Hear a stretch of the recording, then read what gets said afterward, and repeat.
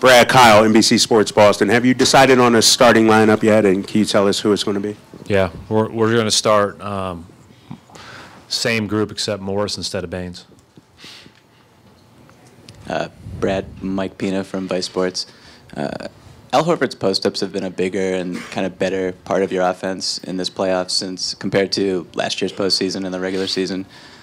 Just how important are they to your offense right now in this series? How critical do you think they're going to be? Well, it's kind of the last two series have been, the way he was guarded. The people were really taking away his three. They were switching him a lot, so that provided more opportunity to post. It just depends on how he's being guarded. So he's a guy that can step out behind the three-point line. He can play make for us if he's playing against closeouts, and he can post up, especially against a switching group. So, there's a lot of options there, but it's more about how he's being guarded than necessarily just because he's versatile enough to do a bunch of different things.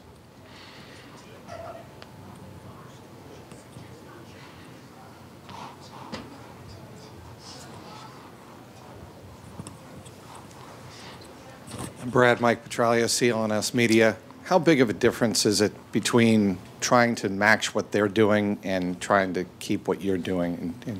No, I think you go into the series and you try to do what you do best.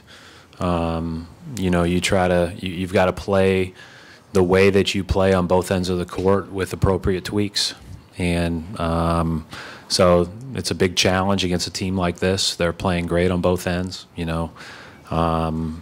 and we know that. So I just think that, without, one of our things this whole playoffs has been with this group is we need to just do what we do best first and foremost, and then, again, make the smaller appropriate tweaks that need to be made.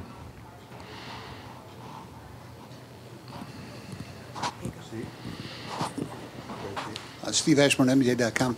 How much, when you enter a series like this, do you go off your team's experience against the opponent versus how they've done it in the last two rounds and how they're playing currently? A little bit of both. A little bit of both. I think, obviously, the way that they played against the Toronto series probably reminds us all of the Cavs in the last couple of years. I think that the plays that not only LeBron's making but the guys around him are making, and the chemistry that they've developed off the ball, and the actions they're running, there's a lot that makes you think like this is another really, really good Cavs team that's peaking at the right time, but at the same time, I think you look at what you've done, what you can do better, and then obviously what was good and bad from the first two rounds.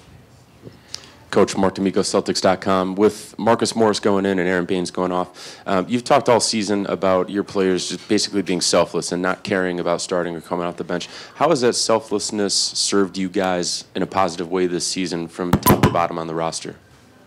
Well, I mean, I've said this before. I think Baines, we've done this with Baines all year against certain matchups, and he knew when we got together on whatever day it was that was the most likely scenario. So he didn't even step on the floor with the first group. He knows that obviously Love at the 5 is a unique coverage, and then just as many versatile guys out there as possible to guard